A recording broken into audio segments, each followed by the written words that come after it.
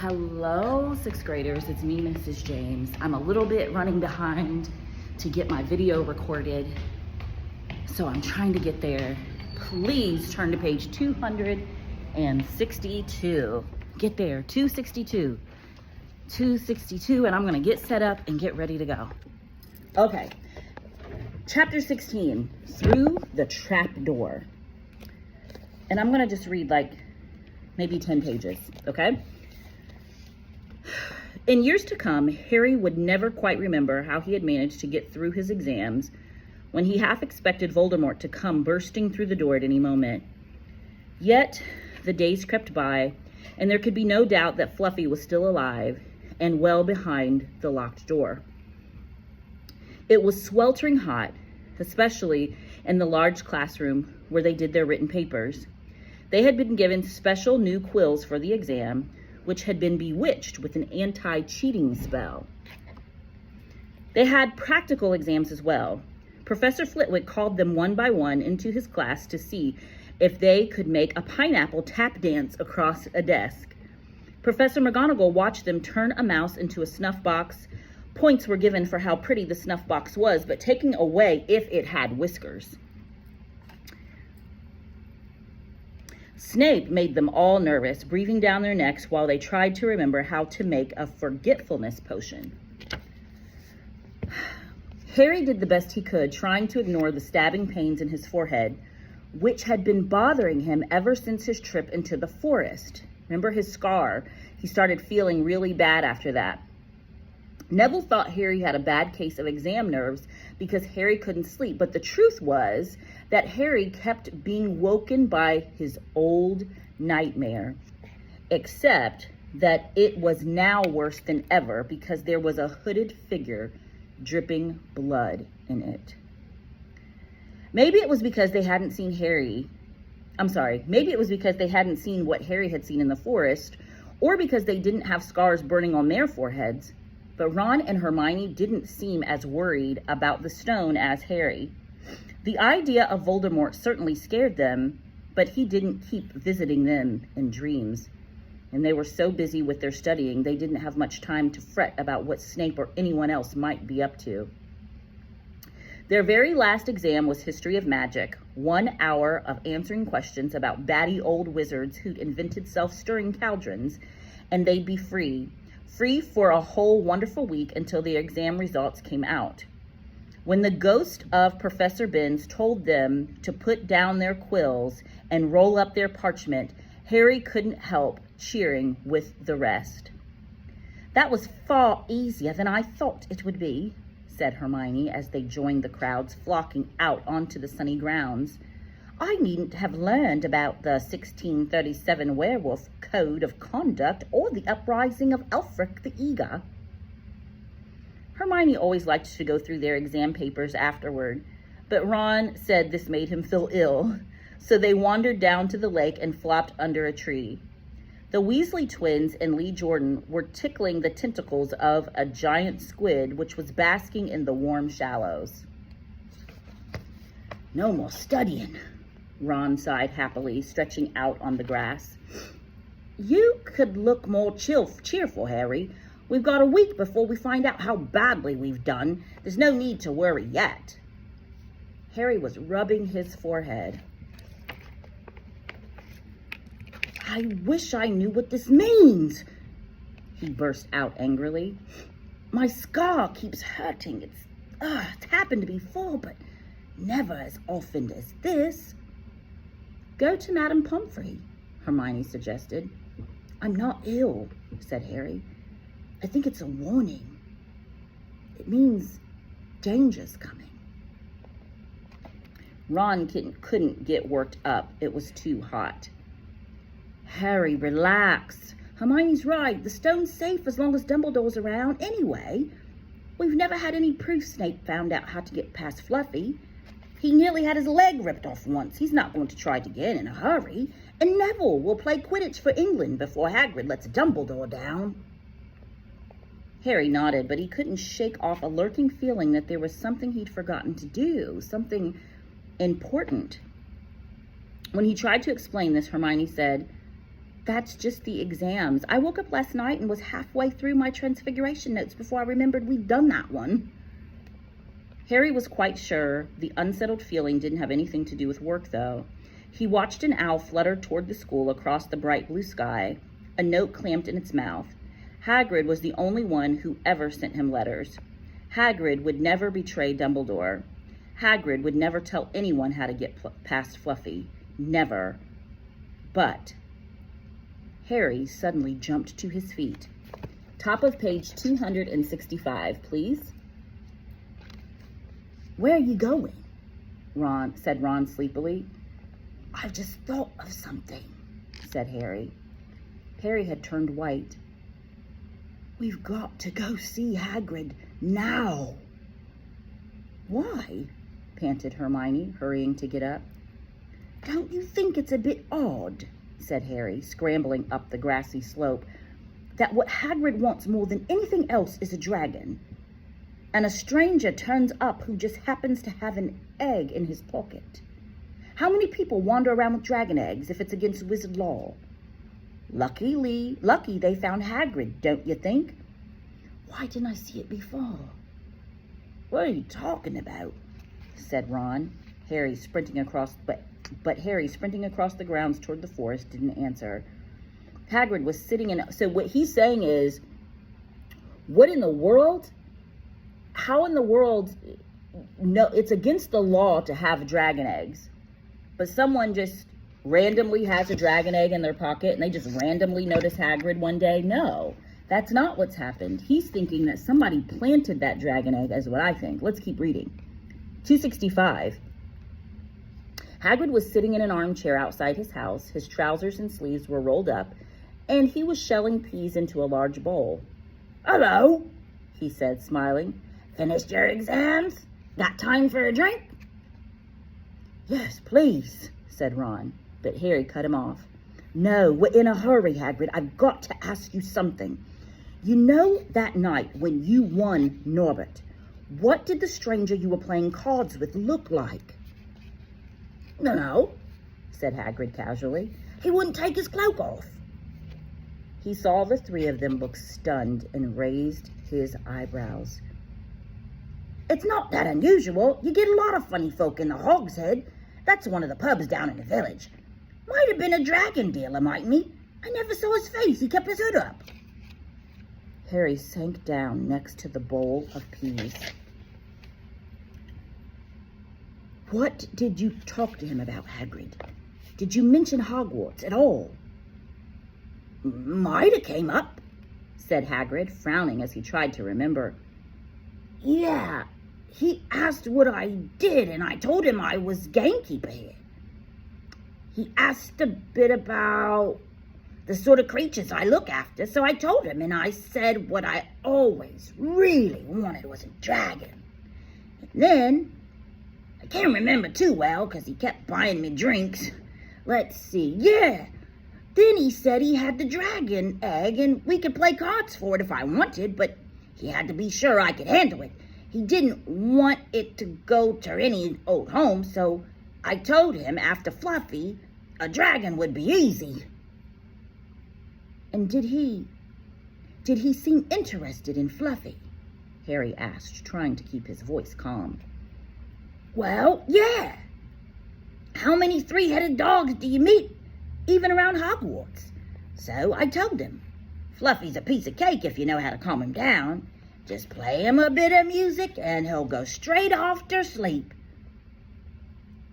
Hagrid suddenly looked horrified. I shouldn't have told you that, he blurted out. Forget I said it. Hey, where are you going? Harry, Ron, and Hermione didn't speak to each other at all until they came to a halt in the entrance hall, which seemed very cold and gloomy after the grounds. We've got to go to Dumbledore, said Harry. Hagrid told that stranger how to get past Fluffy, and it was either Snape or Voldemort under that cloak. It must have been easy once he got Hagrid drunk. I just hope Dumbledore believes us. Firenze might back us up if Bang doesn't stop him. Where's Dumbledore's office? They looked around as if hoping to see a sign pointing them in the right direction. They had never been told where Dumbledore lived, nor did they know anyone who had been sent to see him. "We'll just have to," Harry began, but a voice suddenly rang across the hall. "What are you three doing inside?" It was Professor McGonagall, carrying a large pile of books. "We want to see Professor Dumbledore," said Hermione, rather bravely, Harry and Ron thought. "See? Professor Dumbledore?" Professor McGonagall repeated, as though this was a very fishy thing to want to do. "Why?" Harry swallowed. "Now what?" "It's sort of secret," he said, but he wished at once he hadn't, because Professor McGonagall's nostrils flared. "Professor Dumbledore left 10 minutes ago," she said coldly. "He received an urgent owl from the Ministry of Magic and flew off for London at once." "He's gone?" said Harry frantically. "Now?" "Professor Dumbledore is a very great wizard, Potter. He has many demands on his time. But this is important." "Something you have to say is more important than the Ministry of Magic, Potter." "Look," said Harry, throwing caution to the winds. "Professor, it's about the Sorcerer's Stone."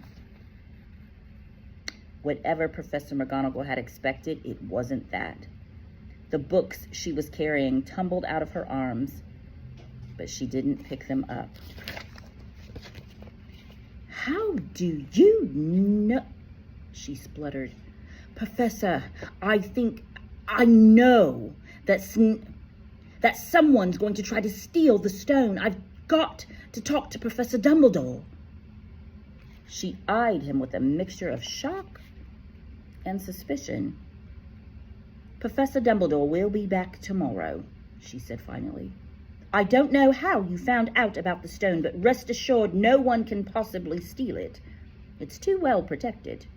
But Professor Potter, I know what I'm talking about," she said shortly. She bent down and gathered up the fallen books. "I suggest you all go back outside and enjoy the sunshine." But they didn't. "It's tonight," said Harry, once he was sure Professor McGonagall was out of earshot. "Snape's going through the trap door tonight. He's found out everything he needs, and now he's got Dumbledore out of the way. He sent that note. I bet the Ministry of Magic will get a real shock when Dumbledore turns up." "But can we..." Hermione gasped. Harry and Ron wheeled around. Snape was standing there. "Good afternoon," he said smoothly. They stared at him.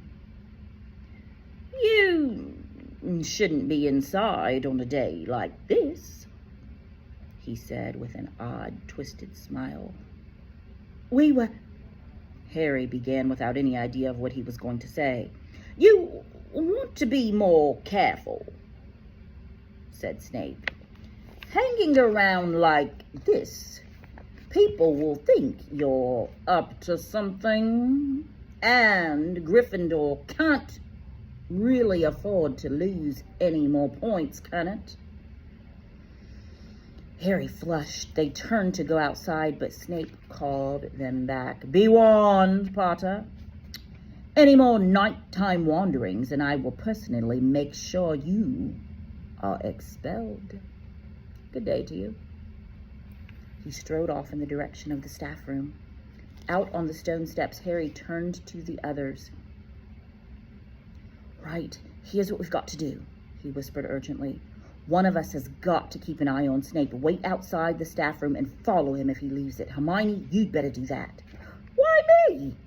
"It's obvious," said Ron. "You can pretend to be waiting for Professor Flitwick, you know." He put on a high voice. "Oh, Professor Flitwick, I'm so worried. I think I got to question 14B wrong." "Oh, shut up," said Hermione, but she agreed to go and watch out for Snape. "And we'd better stay outside the 3rd floor corridor," Harry told Ron. "Come on." But that part of the plan didn't work. No sooner had they reached the door separating Fluffy from the rest of the school than Professor McGonagall turned up again, and this time she lost her temper. "I suppose you think you're harder to get past than a pack of enchantments," she stormed. "Enough of this nonsense. If I hear you've come anywhere near here again, I'll take another 50 points from Gryffindor. Yes, Weasley, from my own house." Top of page 270. Harry and Ron went back to the common room. Harry had just said, "At least Hermione's on Snape's trail," when the portrait of the fat lady swung open and Hermione came in. "I'm sorry, Harry," she wailed. "Snape came out and asked me what I was doing, so I said I was waiting for Flitwick, and Snape went to get him, and I've only just got away. I don't know where Snape went." "Well, that's it then, isn't it?" Harry said. The other two stared at him. He was pale and his eyes were glittering. "I'm going out of here tonight, and I'm going to try to get to the stone first." "You're mad," said Ron. "You can't," said Hermione. "After what McGonagall and Snape have said, you'll be expelled." "So what?" Harry shouted. "Don't you understand? If Snape gets hold of the stone, Voldemort's coming back. Haven't you heard what it was like when he was trying to take over? There won't be any Hogwarts to get expelled from. He'll flatten it, or turn it into a school for dark arts. Losing points doesn't matter anymore, can't you see? Do you think he'll leave you and your families alone if Gryffindor wins the House Cup?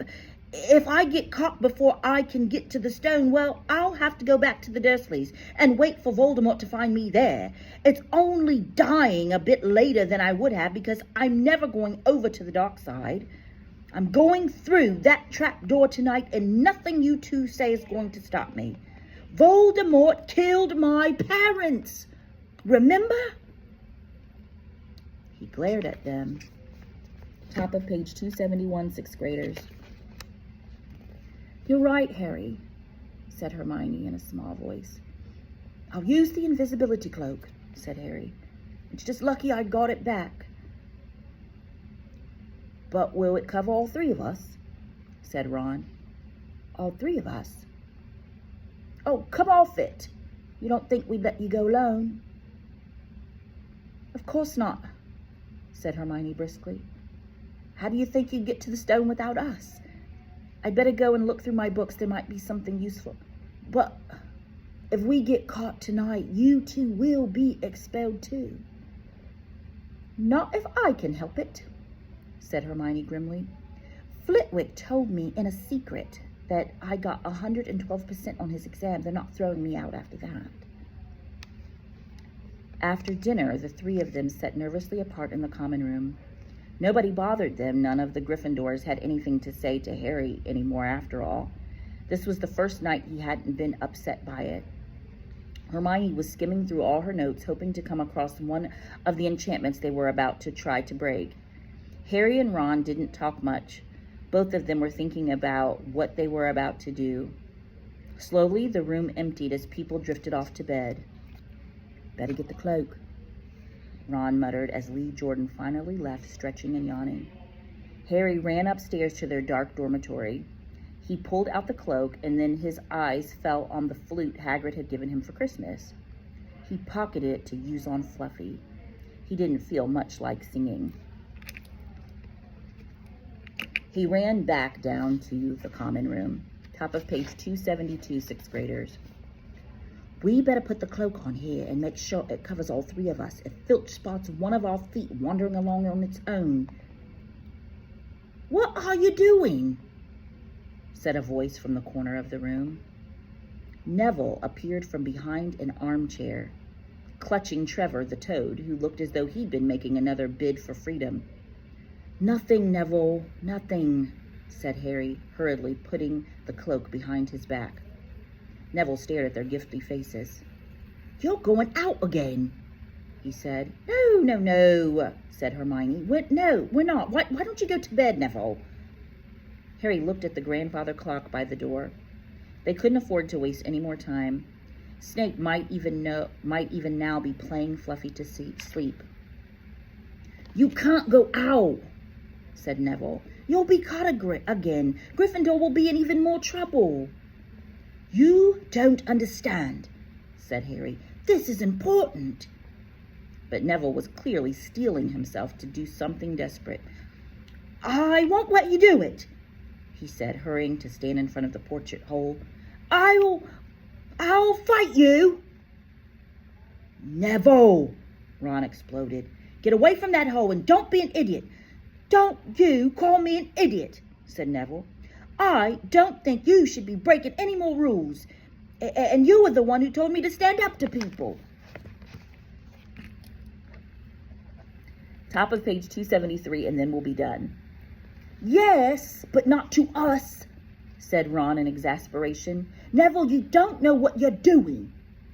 He took a step forward, and Neville dropped Trevor the Toad and leapt out of sight. "Go on then, try and hit me," said Neville, raising his fists. "I'm ready." Harry turned to Hermione. "Do something," he said desperately. Hermione stepped forward. "Neville," she said, "I'm really, really sorry about this." She raised her wand. "Petrificus Titulus!" she cried, pointing it at Neville. Neville's arms snapped to his sides. His legs sprang together, his whole body rigid. He swayed where he stood and then fell flat on his face, stiff as a board. Hermione, "Hello, bad little girl. Come over here and say hello." Hermione ran to turn him over. Neville's jaws were jammed together.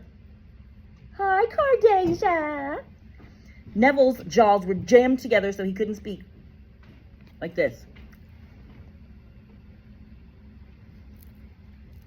Only his eyes were moving, looking at them in horror. So Neville was like,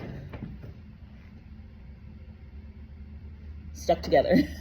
That was a great spell, right? "What have you done to him?" "It's the full body bind," said Hermione miserably. "Oh, Neville, I'm so sorry." "We had to, Neville. No time to explain," said Harry. "You'll understand later, Neville," said Ron as they stepped over and pulled on the invisibility cloak. But leaving Neville lying motionless on the floor didn't feel like a very good omen.